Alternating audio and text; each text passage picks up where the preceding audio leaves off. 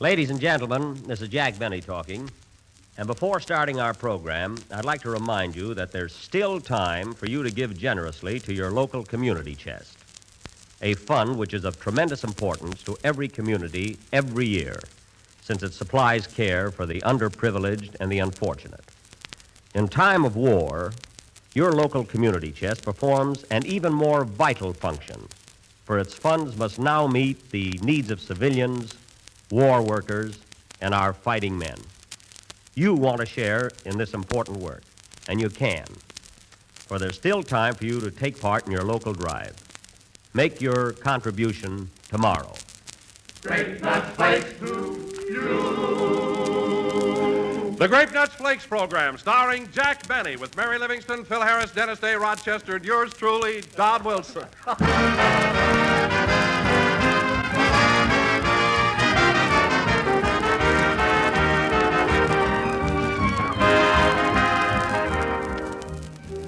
Send him to work with a smile. That's what you want to do, ladies, isn't it?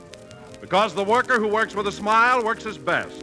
And you can start your man off with a grin if you start him off with a big, luscious bowl full of delicious, flavorful Grape Nuts Flakes. Your favorite Grape Nuts flavor, a delicious toasty brown flake form. There's something about that malty, rich, sweet as a nut Grape Nuts Flakes goodness. There's something about that distinctive, different Grape Nuts Flakes flavor that starts your folks off in high. Yes, sir. There's an outstanding difference about Grape Nuts Flakes because they're made a different way. You see, they're a blend of two delicious grains, sun-ripened wheat and malted barley.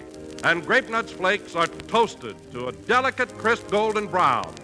That's to give them a texture just as swell as their taste.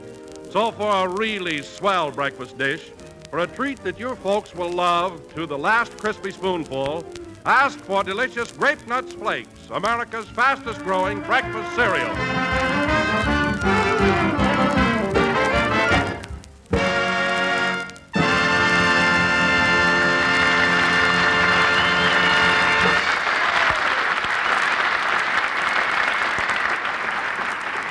That was Gobs of Love as played by the orchestra. Now, ladies and gentlemen, we bring you a man who turned in his Maxwell to the junk salvage drive last week. That's right, no car now. And this morning came all the way from Beverly Hills on a pogo stick with an outboard motor, Jack Benny.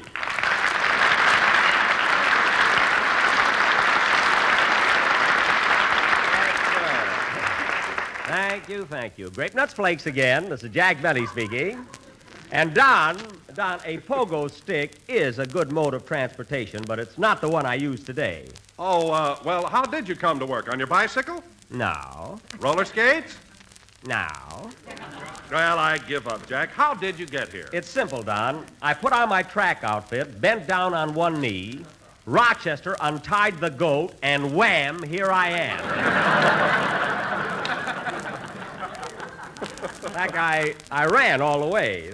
You should have seen him, Don. He runs like a deer. Thanks, Mary. An old, tired deer.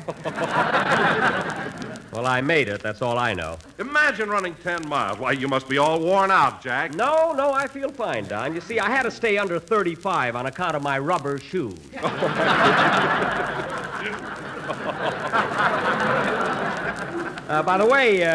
By the way, Mary, how did you get here? Did you have any trouble? Of course not. I just stood on the corner of Sunset and Roxbury, fixed my garter, and wham, here I am. Oh, why didn't I think of that? Darn it. Yes, Jack, it might have worked for you, too. You have rather attractive limbs. Well... I've seen better-looking limbs holding up Burma shave ads. The word is signs there. You got a much bigger laugh on signs, you know. At least, Mary, my legs were good enough to run all the way from Beverly Hills. I think they were trying to get away from your body. Oh. Mary, I haven't got my car anymore. I ran to work, now forget it. Oh, I just can't get over it, Jack. A man your age running 10 miles. Oh, for me, that's nothing, Don. Why, the first job I ever had, I used to run up and down all day long. Up and down. Up and down. My goodness, Jack, what were you doing? I was a grape smasher in a winery. I had the bluest feet. really? Oh, hello, Dennis. Hello, Mr. Benny. Hello, Mary. Hello, Don. Hello, Phil. Phil isn't here yet. Oh, then I'll save it. Say, kid, how'd you get to the studio today? It was easy. I paddled here in my canoe. In a canoe? It scrapes a little, but you can do it.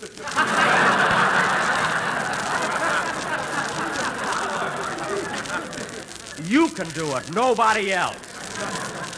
Say, Don. No more canoes for me. I nearly got drowned on Vine Street. What? Dennis, I'd like to find out one thing. How can you get drowned on Vine Street? Oh, it's a lot of trouble. You gotta fall in a manhole.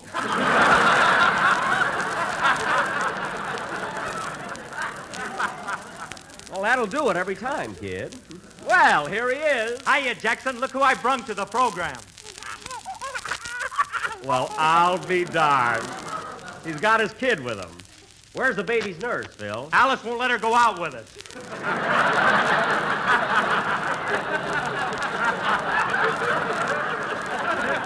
Oh. Isn't she cute? Hello, Honey Bun. Honey Buns, it's your Uncle Jackie. What's the matter with that kid? Every time she sees me, she cries. Oh, she's probably jealous because you've got big blue eyes and feet to match.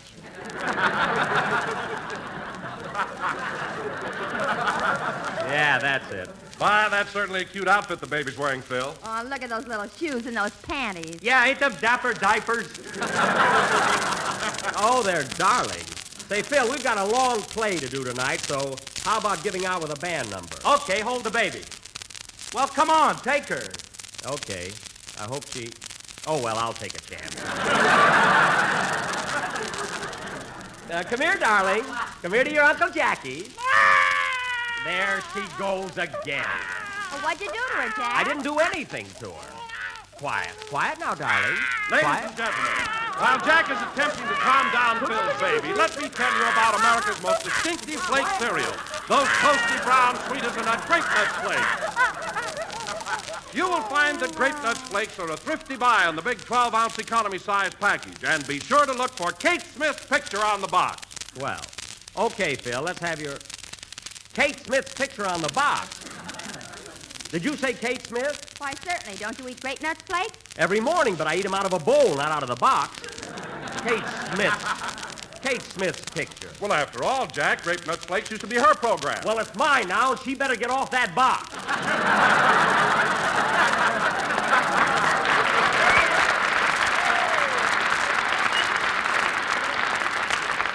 See? Now, don't get excited, Jackson. Don't get excited. Yeah, I come out all right. I wasn't drowned. Who's talking about you? I want my picture on that box. Stop jumping up and down. Do you think you're back at the winery? I know where I am. I'm going to straighten that picture business out right now. You better play something, Phil. Better darn right he better play something. While he's doing it, I'm getting on that phone. Mr. Chapin, the sponsor, is going to hear about this. Hello, operator. Get me long distance. New York.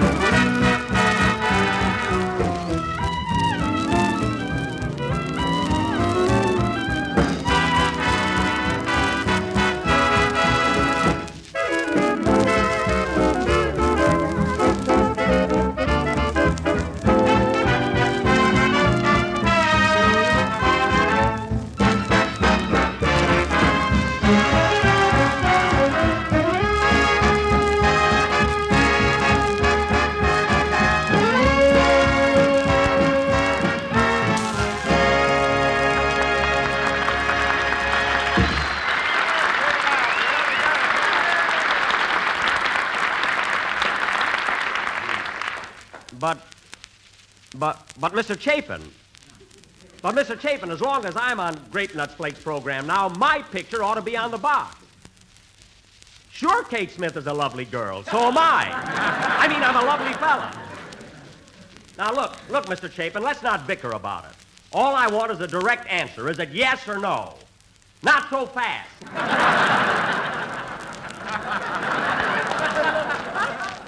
If there's anything I hate, it's snap judgment. Now, look. But Mr. Chapin, but Mr.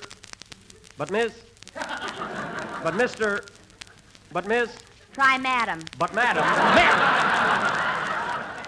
please. Now, look at it this way, Mr. Chapin. Mothers all over the country are buying grape nuts flakes. And the kiddies ought to have a chance to see a picture of their Uncle Jackie. Oh, fine. What's that, Mr. Chapin? Who's trying to get sympathy? That's Phil Harris's baby, not me. All right, think it over, Mr. Chapin, and call me back. Goodbye. Well, that's my fault.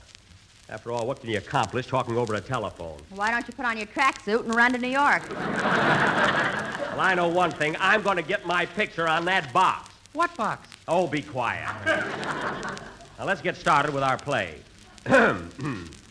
Ladies and gentlemen, tonight we are going to present our version of one of the most pretentious pictures of the season. None other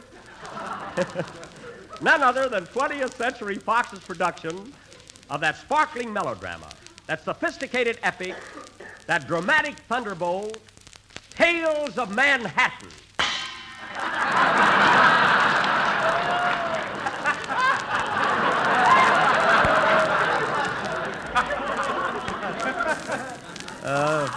Thank you, Crumb Cake. Now this picture, which was produced by Boris Morris and S.P. Eagle. What's the SP for? He came out from New York on the Southern Pacific. Do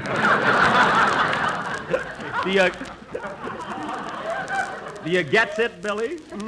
Now, this picture, among other great performers, featured such famous stars as Charles Boyer, Rita Hayworth, Thomas Mitchell, Ginger Rogers, Edward G. Robinson, and Charles Lawton, all of whom will appear on this program tonight. Gosh, are all those big stars going to be on our show? Yes, and they should be here now. Where's our producer? Oh, Mr. Wells. Yes, Mr. Benny? Did you get in touch with all those stars and tell them to be here tonight? Well, let's see. This is going to be embarrassing. I can just feel it.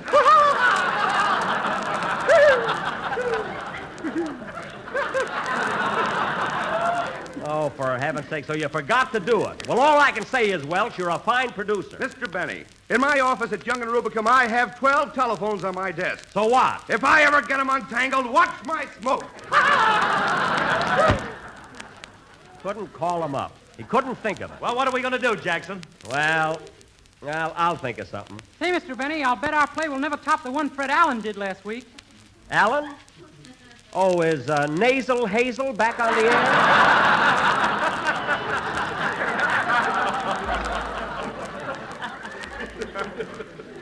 The last I heard of him, he was at the Mayo Brothers Clinic. Oh, did they operate on Alan?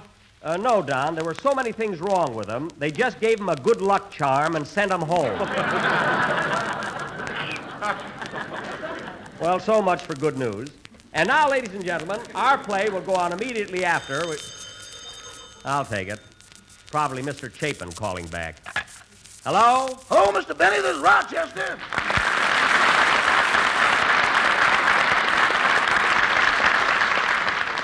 Oh, hello, Rochester. What do you want? Boss, you know that buggy you bought to take the place of the Maxwell?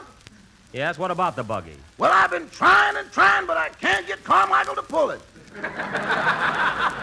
Now, wait a minute, Rochester. With a little training, my polar bear can become just as gentle and easy to handle as a horse. But that bear's in an ugly mood. It's wintertime, and he's supposed to be sleeping. This is war. Let him stay out.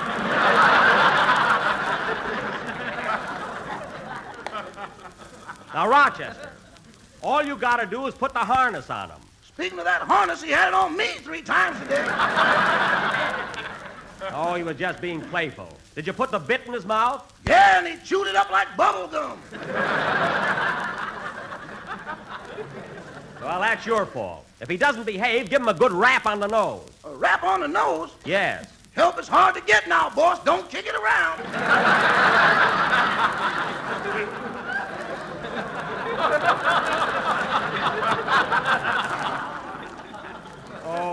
heaven's sake. Well, let it go, and tomorrow morning I'll do the job myself. Goodbye. Goodbye. Oh, say, boss, Now what? are you coming home to dinner tonight? Of course I'm coming home to dinner. Okay. You'll have to go, honey. Honey, Rochester! Honey, he can't be talking to Carmichael. Sing, Dennis.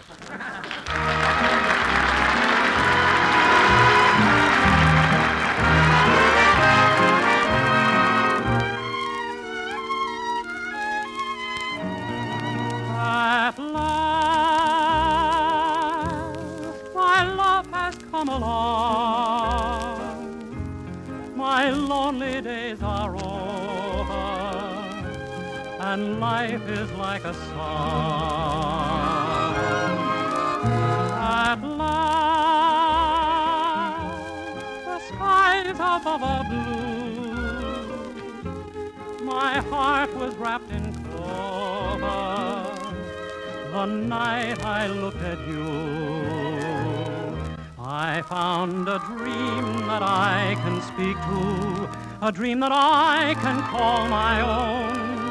I found a thrill to press my cheeks to, a thrill I've never known. You smiled, and then the spell was cast, and here we are in heaven, for you are mine at last. I found a dream that I can speak to, a dream that I can call my own. I found a thrill to press my cheek to, a thrill I've never known. You smiled, and then the spell was cast, and here we are in heaven, for you are mine at last.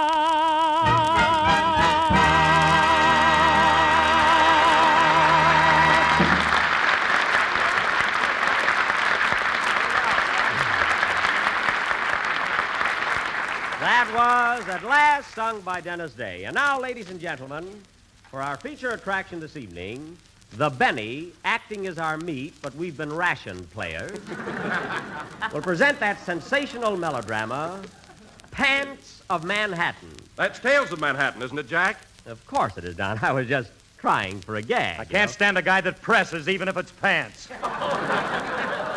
Oh, sit down. Melonhead again. So here we go, folks, with our feature attraction. And as a special treat, I am playing the triple part of Charles Boyer, Charles Lawton, and Edward G. Robinson. This I gotta see. You'll see it, don't worry. Take it, Mr. Wilson. Presenting Pants of Manhattan with that all-star cast, Jack Benny. Thank you.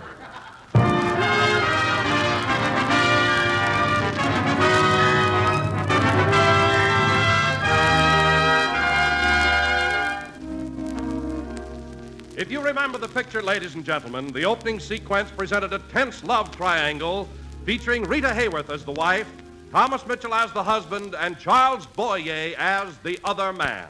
That is me, Charles Boyer. Oh, pull up your eyelids. The scene is the trophy room of the Long Island estate of Mr. Thomas Mitchell, the famous big game hunter. Mr. Mitchell is talking to his wife. Darling, I love you. And you can't leave me, do you hear? You can't leave me. I'm sorry, Thomas, but I'm afraid this is the end. Well, what about our children? Our children that I play with every day. We haven't any children. They belong to the family next door. Oh, so that's why they're older than I am.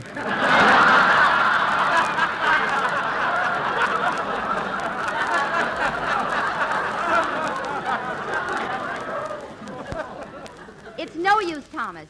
I'm leaving you at once. I know. It's another man. Tell me his name, Rita. Tell me his name and I'll kill him. Like in the picture. No, you'll never know, Thomas.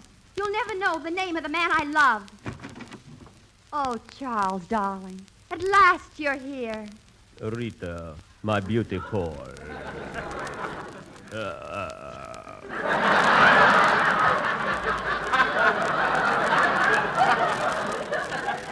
Kiss me. Excuse me, Mr. Boyer. Now, come on, Rita. What's the name of that other man?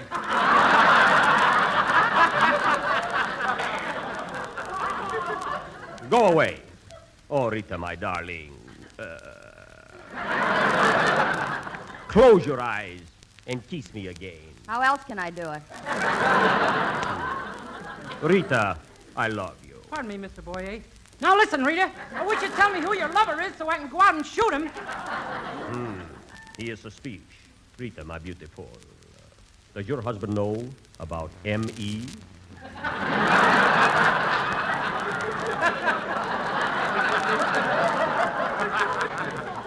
I don't think so. In fact, I'm P-O-S-I-T-I-V-E. P-O-S. Give me that again, will you?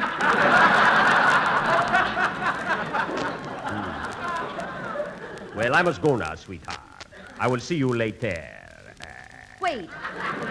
These secret meetings can't go on any longer. I must tell my husband the name of my lover. Rita, be careful. He has a gun. His name, Thomas, is Charles Boyer. Yes, you might as well know. I love your wife, and she's going away with me. Far, far away. How far can you go on 4 gallons a week? That is my warning. Come, Rita, let us go. Oh, no, you don't. Take that. Ooh. I am shoot. Right in the pants of Manhattan. Charles, speak to me. You've killed him, Thomas. You've killed him. Oh, everything is going black. I cannot see. I am dying. Hello? Who? Mr. Shapin?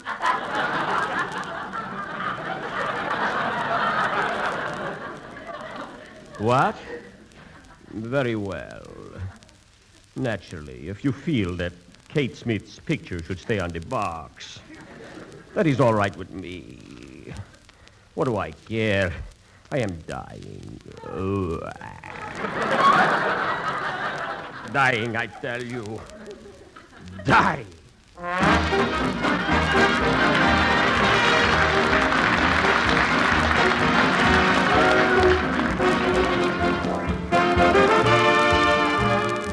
Another colorful episode in the Tales of Manhattan occurred when Mr. Charles Lawton, as a poor but talented musician, received an opportunity to perform at Carnegie Hall.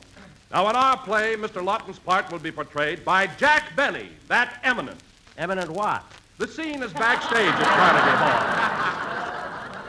Mr. Lawton is waiting to go on. Mr. Christian! Mr. Christian! Where is my violin? Under your chin, sir. And tell me, Mr. Christian, did you sew up the bullet hole in these pants I got from Boyer? I couldn't find a needle and thread, so I put a cork in it. Now listen, Mr. Christian. I will walk out on that stage and play my violin as it has never been played before. Hey, when are you going to do Charles Lawton? I am doing him now.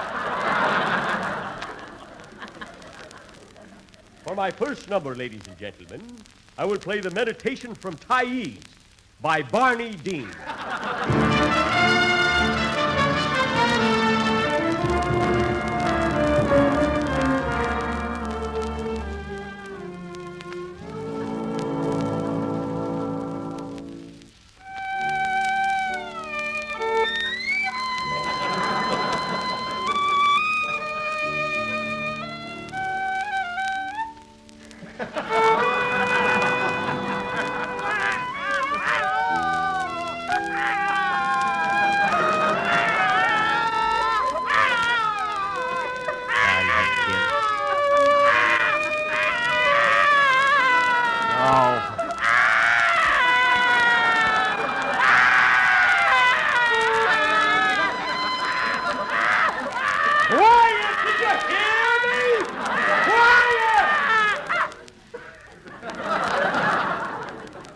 it a game.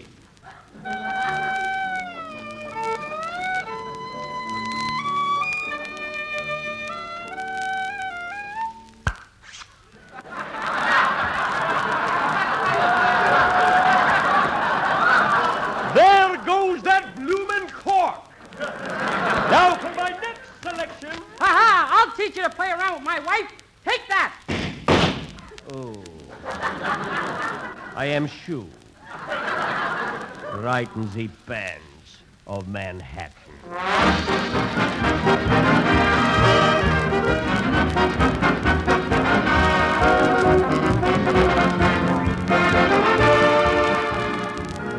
Another outstanding sequence in the tales of Manhattan when was Edward G. Robinson, once a prominent lawyer, but now a Bowery derelict, is invited to a reunion of his college classmates.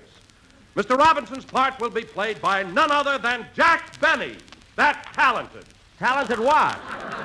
The following scene takes place during the height of a banquet when the college men discover that their former classmate is now a bum. Yeah. They invited me to come up here, yeah. You thought I was a businessman, yeah. Well, I ain't, see? I'm just a Bowery bum, see?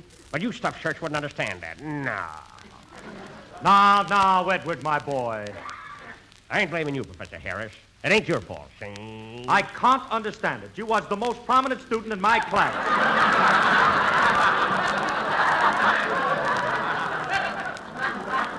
Why, you could speak everything from Italian to Egyptian. Oh, yeah? Good heavens, lad, ain't there nothing I learned you stuck in your bean? What? Say, which one of you is Robinson? I am, see? And if anybody's around here looking for trouble, I'm the guy that can give it to 'em, yeah. I'm tough, see? And that reminds me. There's something else I want to take care of right now. Hello, operator. Give me New York, see? New York? I want to speak to Mr. Chapin, the General Food, see? Hello, Chapin. Let me tell you something. I read about enough of this, see? Either Kate Smith's picture goes off that box, see? And my picture goes on, see? Or I ain't working next Sunday. Yeah. Oh, for heaven's sake, do you realize who you're talking to? I know what I'm doing. Now get away from me, see? What do you want? I thought I told you to stay away from my wife. Ooh. I am Shoot. Right in the bands of Manhattan. Ladies, when you budget your food dollars this week, make a certain that a part of each food dollar goes to the purchase of cereals. Whole grain cereals such as Grape Nuts Flakes. Now, why do I say that? Why, it's because whole grain cereals are a plentiful, thrifty source of food essentials all of us need every day for really robust good health.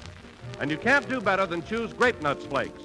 For delicious, toasty brown Grape Nuts Flakes are a whole grain cereal, so they provide essential whole grain food values, including iron and two of the important B vitamins, niacin and vitamin B1, both so necessary for steady nerves and abundant energy.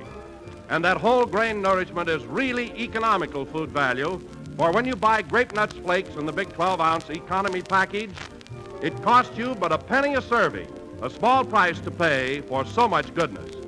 All-around nourishment plus rich, distinctive flavor. So give the folks a swell start for the day. You can do it the Grape Nuts Flakes way. Friends, for hot breakfast with more smiles per mouthful, serve your folks delicious hot Grape Nuts wheat meal. It's extra delicious, extra nutritious. It cooks extra fast. This program came to you from Hollywood. This is the National Broadcasting Company. You've been listening to the OTR Gold Network. Find more classic radio at otrgold.com.